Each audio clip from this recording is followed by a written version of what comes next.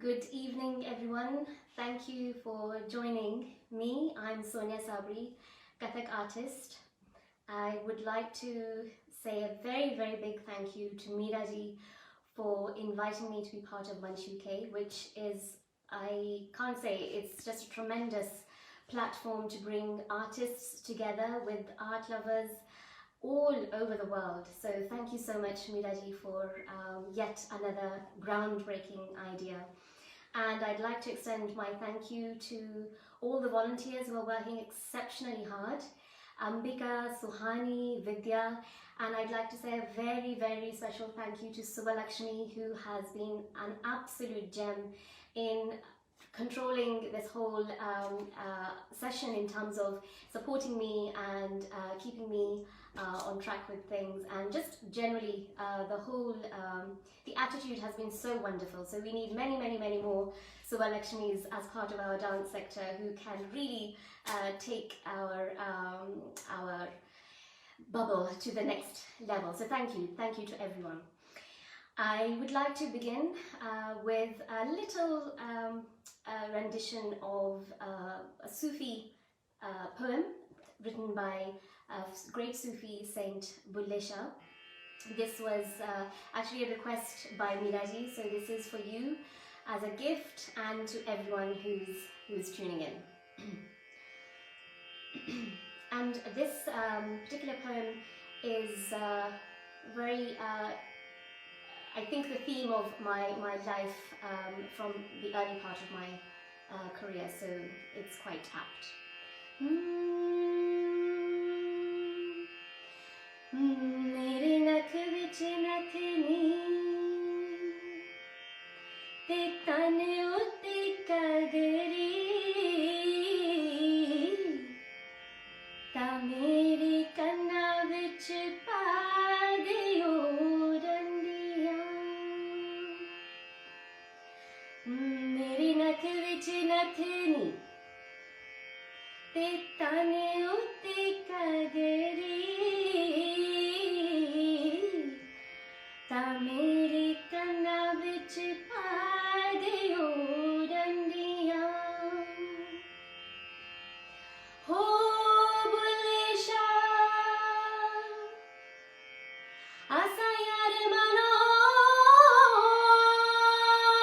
na te paave ho Quran andiya. So the poem by the great Sufi saint Bulle Shah is saying, place a nathni on my nose, dress me, adorn me with the finest clothing, in particular kagari, which is the skirt, and place studs in my ears. O Bulle Shah, he shall dance for his beloved, regardless and despite how the world mocks him. So that is the theme I would like to begin with, because that's pretty much how I started out in the early part of my career and how I got introduced to dance. The very person who wanted me to enter the arts was my dad. I have to say I'm not from an artistic background at all. In fact, quite the opposite. Both my parents' families are very strict, very traditional, very orthodox families. Anything to do with music, dance, absolutely not, and theatre, films was a complete no-no. If there was anything that they would have any sense of poetry or any sense of music, would probably be traditional chanting or devotional music. So my dad, being part of a very large family, he being the youngest, he wanted to rebel, and I think because of also the hardships that my dad saw in his family, which was a very working class, quite hand-to-mouth family, he wanted to rise above that. So he thought the way to success would be to have fame, to have luxurious cars, mansions, wear the finest, and the only reference I think he had was Bollywood films. So he decided he wanted to be a Bollywood actor, so he actually ran away from home. And this is in India. He ran away from home, he went to Mumbai, or Bombay as it was called then, and he tried to get into Film City. He didn't end up going into films. Instead, he actually was washing a lot of dishes in hotels, merely just to have a roof and one meal a day. So he didn't succeed, and eventually he came to the UK and he got married. He had a couple of kids, me being the firstborn. He transposed that aspiration, that long dream that he had in me. My mum wanted to be the next Noor Jahan, the next Lata Mangeshkar.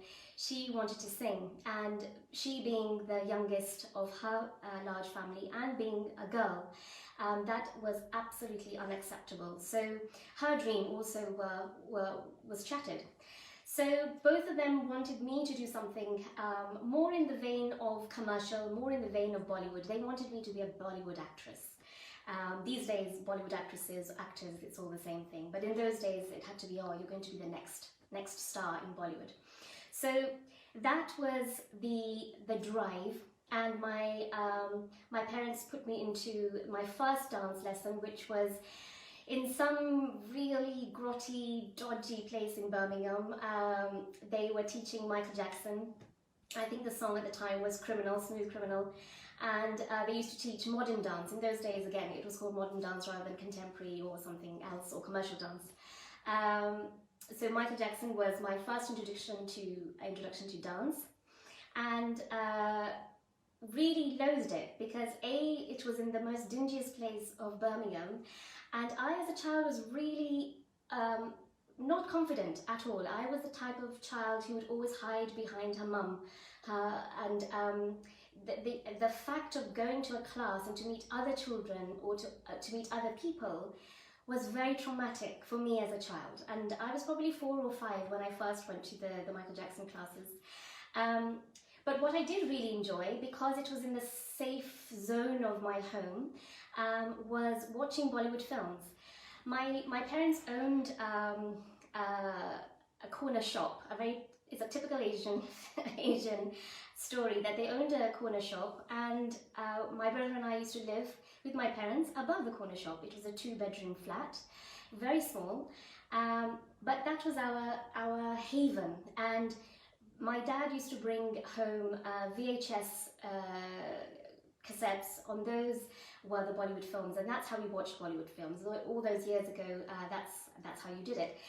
So every Sunday he would go to the video shop and he would buy lots of different films, which would carry us off to the next following Sunday, and every day we would watch a Bollywood film. So my real understanding of art was through the Bollywood films. And my best actress, and even today, is Rekha. Rekha is the ultimate for me, and that was probably my first initial but an introduction to classical dance. Although classical dance in films, I always tell my students, is not the way to be introduced to classical dance because it changes for the camera. But Rekha somehow had that amazing aura on screen, and I just wanted to behave like her, become like her, dance like her, but only in the living room. Any dance outside of the living room was again a traumatic experience. So the concept of becoming or going into a dance class started with a friend of mine, one of my best friends in primary school. She used to do Bharatanatyam. She used to learn Bharatanatyam from Chitralekha Bolar. Hello Chitraji, if you're watching. And her performance in the assembly was what was watched by my parents, and my dad said, oh yeah, that's what Sonia needs to do. She needs to learn classical dance because that's what Bollywood films also have, and all the best actresses dance classical before they go on to dance in the movies. So Sonia needs to do classical dance. So his father, my best friend's father, and my father, they got talking, and my best friend's dad said, yes, just take her to the MAC, the Midlands Arts Centre in Birmingham, and Chitraji teaches there on the Saturday. Make sure you turn up, and I'm sure she'll get initiated into the class. My dad is renowned for going somewhere on time, reaching somewhere on time. So we got to the class way before time, and it wasn't Chitraji's class, it was Nahiji's class. And I so did not want to go inside because there were so many other adults and so many other children. I think I was actually crumbling inside, and I remember vividly, even till this today, I was holding on to my dad's fingers, and I said, I don't want to go inside, and he would nudge me, and he did take me inside. And I saw the class, and Naiji came to me and she said, would you like to learn? And I said, no, not really. and Naiji said, look, if she doesn't want to learn, there's no need to force her. She has to have the impetus herself to want to join the class. And my dad said, no, she just needs a bit of encouragement. Teach her if you can, and we'll see how it goes. And I was very young as well. I think Naiji said you have to be 8 or 9 to learn, and I was still very young at that time. I think I was 6. And my dad said to please take her on and see how she does, and we can take it from there. And so yeah, I joined the classes. We obviously got into the wrong class, so it wasn't Bharatanatyam, it was Kathak, and I think that's the first kind of, I think you're destined to enter a particular doorway, and I think that was the doorway for me. I entered a Kathak class, and I have ever since just been doing Kathak. And it was another way to introduce me to something like that of Rekha that I saw. So Rekha was doing so-called Kathak in some of the films, so I thought, yes, I'm doing a Rekha dance. That training continued. I used to go once a week, Saturdays, 2 to 4 p.m. I still remember those were my Kathak classes. But then gradually, but quite quickly, I think, Naiji must have seen something in me, and I used to go to her home, and she used to have a really lovely kitchen, and myself and a few other students, they used to train in the kitchen, and we used to have regular classes then transformed into a performance. So I did my first performance when I think I was about 6, and I have a picture here. I've just managed to find these from my mum. Actually shared these. This is my first ever performance, if you can see that, with 2 other girls, and my mum had stitched that costume. And there's another one here, which is with a fuller class. I think you can see that. Obviously I'm not paying attention in this one, I'm more focused on my hands. And that was the batch that I was in. And here at the end of the performance, if you can see that, I'm right at the edge. You can't quite see me, but I'm just right at the edge. But I am besotted by my teacher. I'm just looking up to her. And that's what happens, I think. You need an inspiration, you need a mentor, and Nahidi was the personification of Kathak for me, and she led the way in my training and how to be as a person. These classes that I started taking in the kitchen were then extended into the studio. She changed home, and eventually she was able to build a studio in the garage. So my holidays, my weekends, any time I had, I would go to her home, I would be training. And if I wasn't at home with her, I would train and practice at the flat above the shop, the corner shop. I didn't have space, so my dad cut out a 1.5 meter plywood, and we used to lay down the plywood. I used to practice for about an hour or so, and the plywood would go back behind the sofa. I got a bit bigger, a bit heavier, and the plywood started to move. And when I used to do my chakkars, the plywood used to move, so it no longer served the purpose. So what he did was he cut out a 1.5 meter kitchen unit. and we used to lay that down. It was really heavy, so I used to have the help of my parents lay that down, do my practice, and that would go behind the sofa. I didn't have any mirrors, so I do remember having a glass cabinet in front, and I used to watch myself. I used to correct myself and watch how I was doing through the reflection of the cabinet window. And I've spent years like that training as a child. Eventually, through the performances that I was given through Nahiji's classes, Pyali Ray, hi Pyali ji if you're watching, Pyali ji saw me and she said, why don't you join Shakti? Shakti is a youth dance company that she initiated. So we did lots of different workshops with many different artists, mime artists, different styles of dances as well, African, contemporary. Also we had Jayachandran from India also training us. So we had a great experience of being exposed to so many different disciplines, dance disciplines. That was really great. So I was having a whale of a time.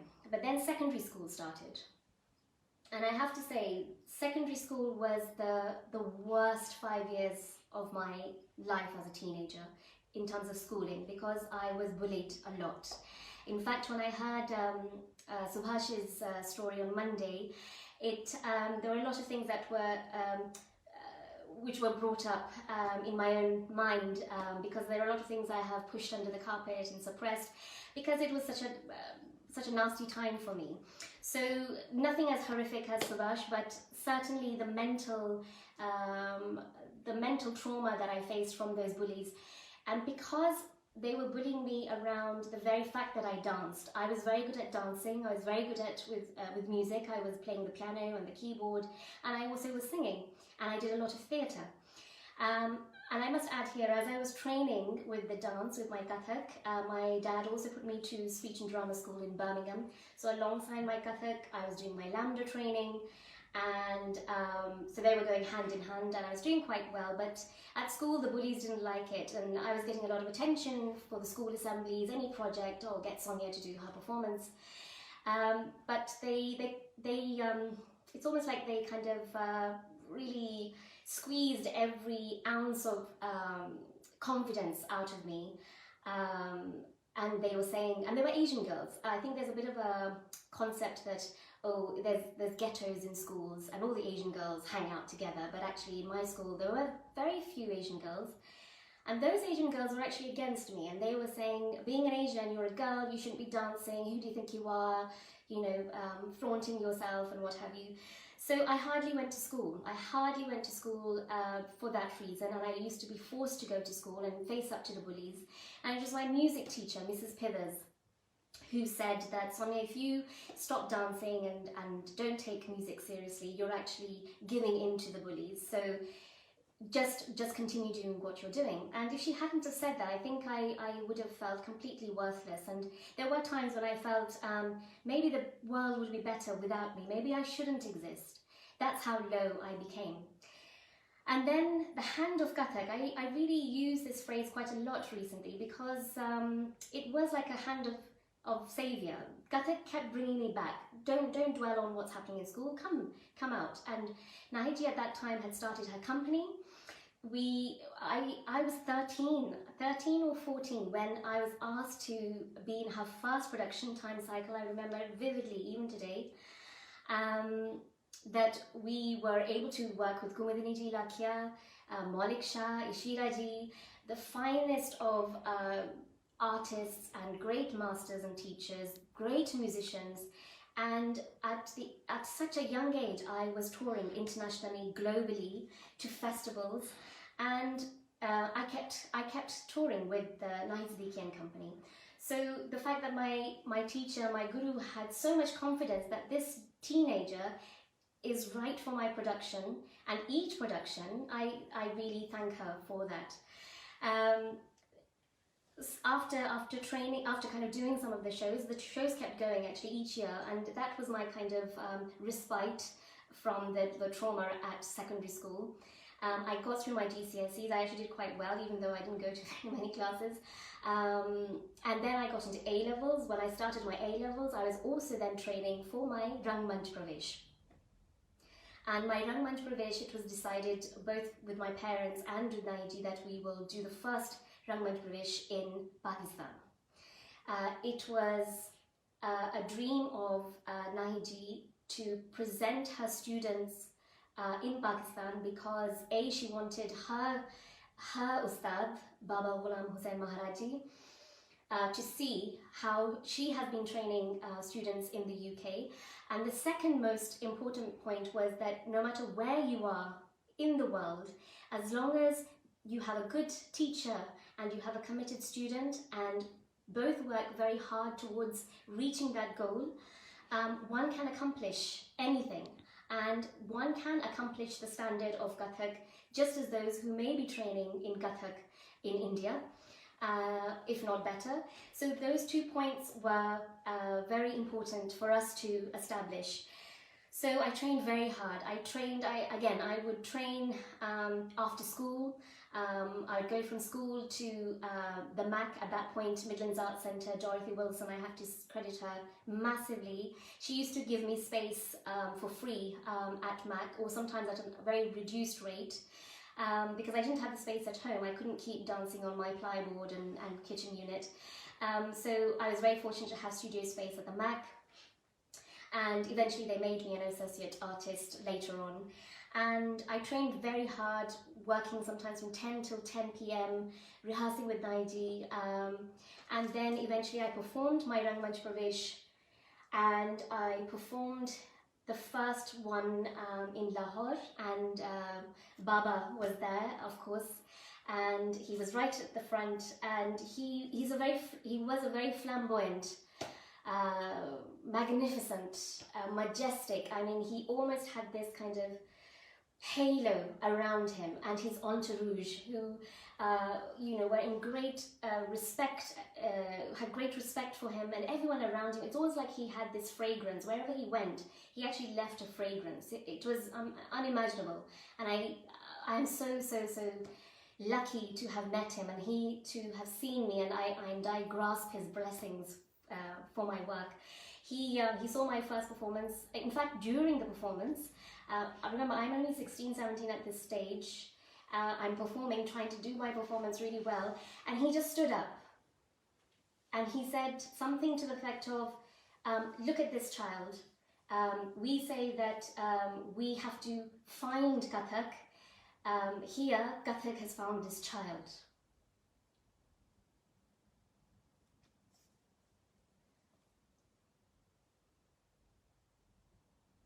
And at that time, I didn't understand what that meant. But it was the biggest blessing one can get. So that confidence that I am here to do something, and I'm here because the Almighty wants me to be here, because that's my journey, that is my route, that's my journey, that's my destination. To have such a blessing from such a great teacher, Ustad. He is the Baba Ghulam Hussain Maharaji is the student, the disciple, Shagird of Achan Maharaji, so the father of Bij Maharaji. So our lineage is from Achan Maharaji.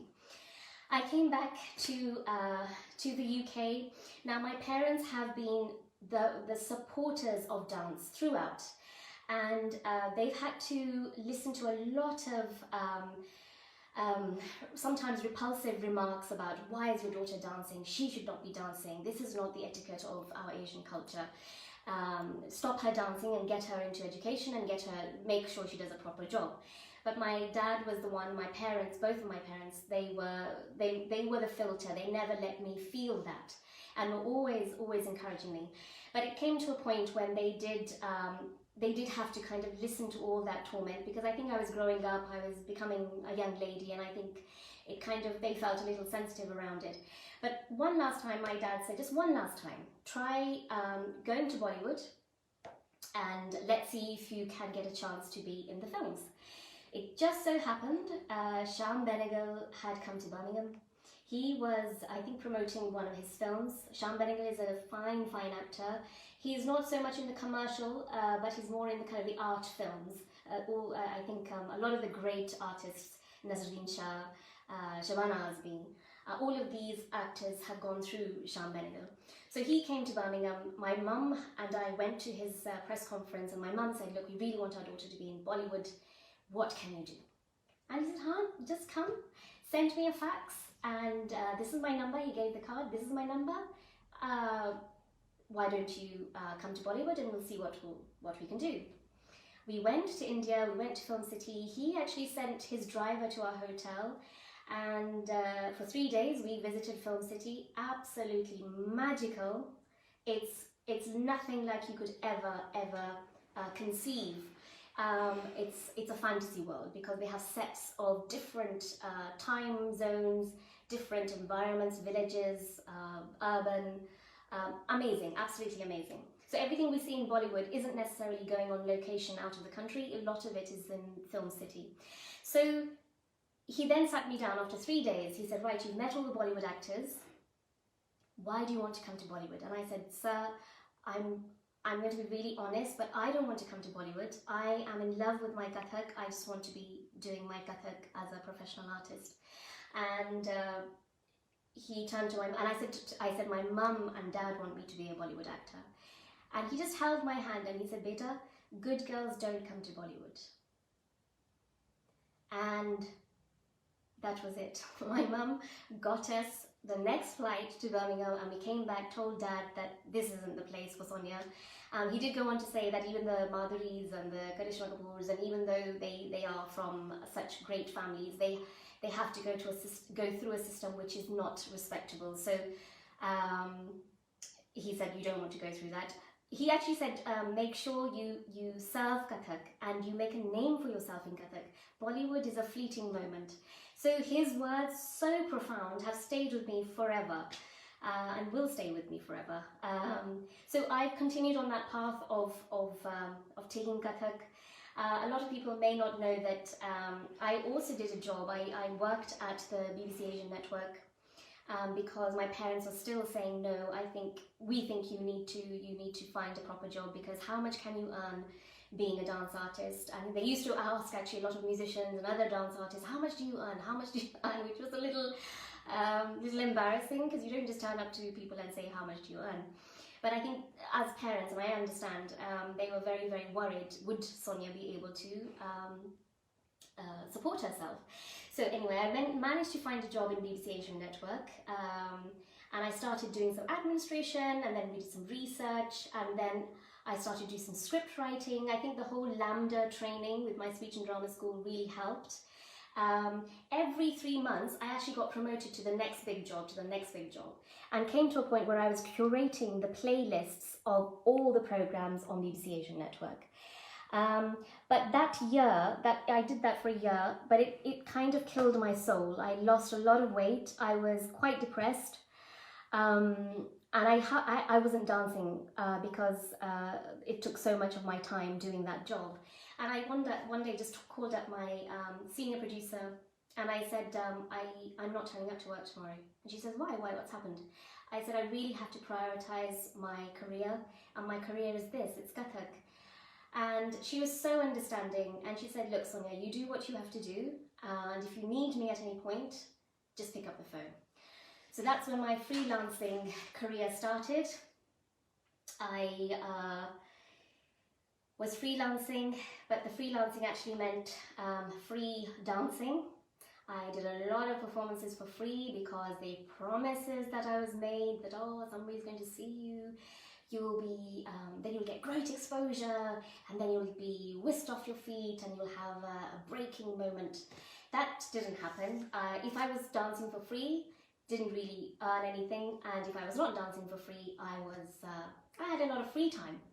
So the true meaning of the word freelancing was that. Eventually, I got married to another freelance artist, but an incredible human being, an incredible renowned artist, tabla artist, SABRI. And even though he was touring, we still found it very difficult to run a household just on freelance work. And there was a time it became so low that I decided that I should go back to BBC Asian Network, and maybe Kathak has to be something that I do on the side, if that. But then there was another miracle point for me. A dear friend, Gig Pain, who I must mention, she, from the time I started training till today, has been one of those very dear friends who has supported me in all the peaks and troughs of life. And she works as a dance therapist, and actually you might have seen Gig's picture on Chitraji's session. If you saw the gallery of the people who have done Arangetrams, she's the first student who's on that gallery. So she used to train Bharatanatyam with Chitraji as well as Kathak with Naiji. She introduced me to Dada, or Derby Dance Centre as it was called there. I got invited to do a project, a residency, and the residency was to choreograph on some young people and to perform. I did that. It was 6 weeks residency. Never in my life had I choreographed, but it turned out really, really well. And from then on, the trajectory started to change a little bit. I got more work. Sampad had a great collaboration sorted out for us. So Pyaliji introduced me to some musicians and worked with Nirupama Rajendra, who are based in Bangalore. We did that production. Then we went on to do Dunya, which is another great project with lots of different artistic disciplines coming together: African, contemporary, ballet, Kathak. It was great.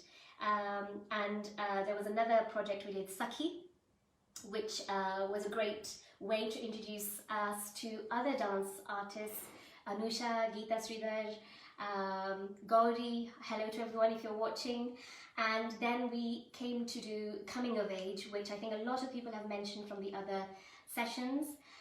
Coming of Age was a great way to bring lots of different artists all in one show, and learned so much about choreography, so much about teamwork, that it was truly inspiring. So thank you, Muraji, for getting me on board for that too. And then eventually we started SONIA SABRI Company, and SONIA SABRI Company is really a way for us to take productions of different, from different, I say stimuluses from life. But we also, my husband and I, we wanted to make sure that we also retained our independent artistry as well. So even though we're directors of the company, we're only part-time directors for the company, and we also then do our independent work. And our first ever production was Drishti, where we used digital work, motion capture, lots of different advancements in digital. I mean, I can't even remember now, but we worked with Shobana Jai Singh for one of the pieces, and I would like to thank Shobana Jai Singh because such a fine choreographer, such a fantastic movement analyst. She had the confidence in me to bring this piece together, choreographed by her. The fact that I'm starting out new, no one has ever choreographed on me who was not a Kathak artist before. She was the one who said, okay, I'll do it. I did feel very nervous about it, but it was the best experience, one of my best experiences. So thank you, Shobana. Then we went on to go and make Red, and we did R&D for that, a research and development, and I worked with Urja. So that was the first time I met with Urja. She had just come from India, and as soon as I'd heard this is Kumudiniji's student, I said, yes, need to have Urja on this project. Musicians were performing right by side with the dancers in this production. So we actually changed the whole ethos of how musicians are situated in the space.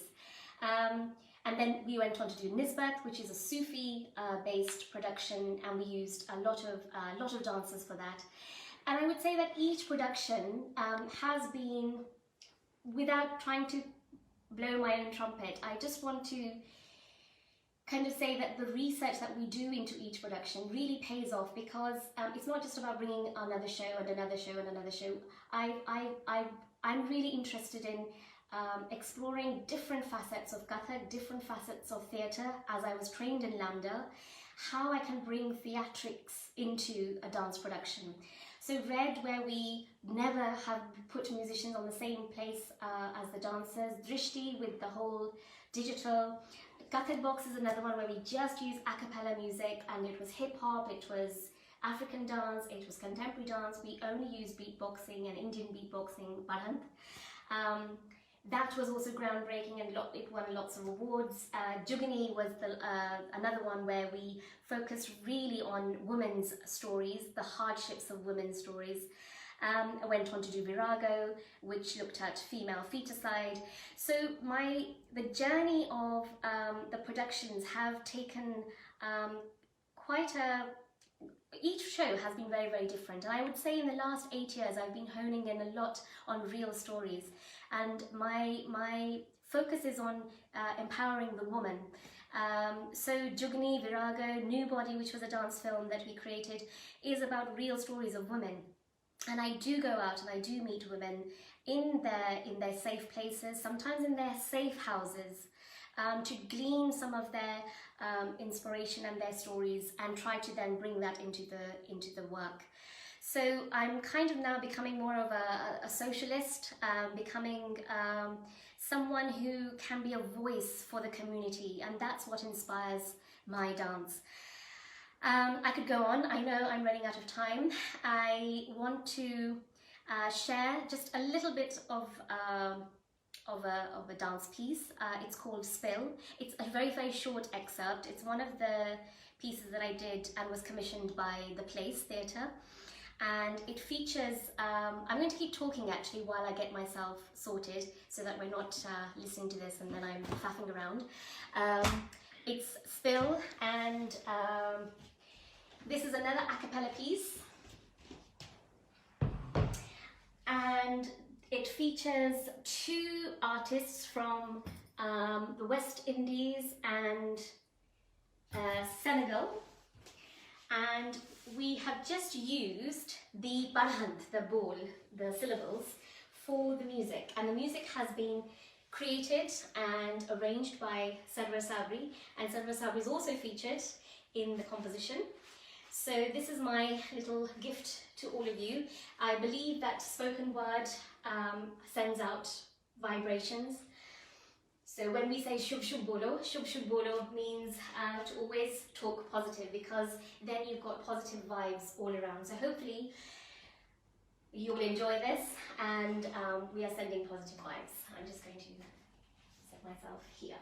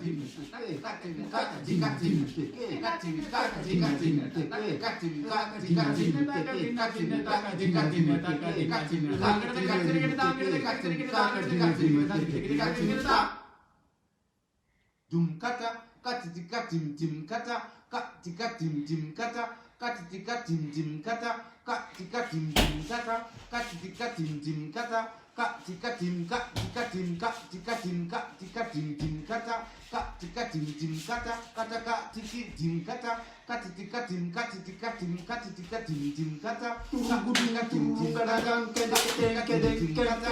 tim kata katika tim tim kata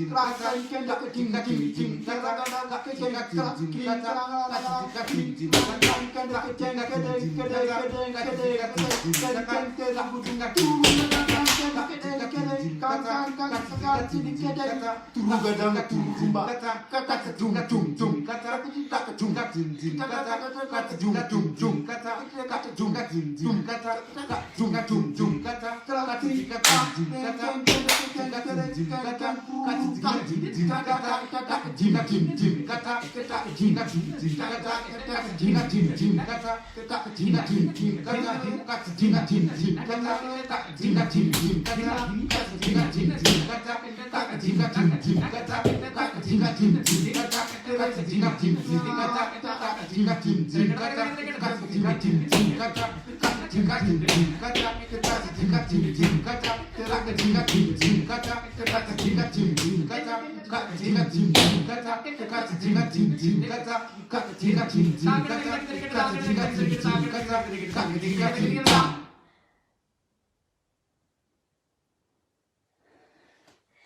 Thank you all. If you want to come this way with me, I'm just going to say my thank yous to everyone. The light in my life is my family. I would like to say a very, very big thank you to my parents, my teacher, my husband. SABRI has been dealing with the sound and everything technical. They are the pillars of strength which hold me up even in the craziest of times. I'd like to say a very, very big thank you to Munch UK for inviting me and for all your hard work. And I'd like to say a very big thank you also from the bottom of my heart to all my students. Their commitment, their dedication, their curiosities are so inspiring that they give me so much energy and so much fulfillment that there are others who are interested in Kathak, there are others who are interested in dance. In a modern society where everything is instant, fast, short-lived, they have attached themselves to something which is ancient, which is age-old, which helps us to find ourselves in the madness of this world.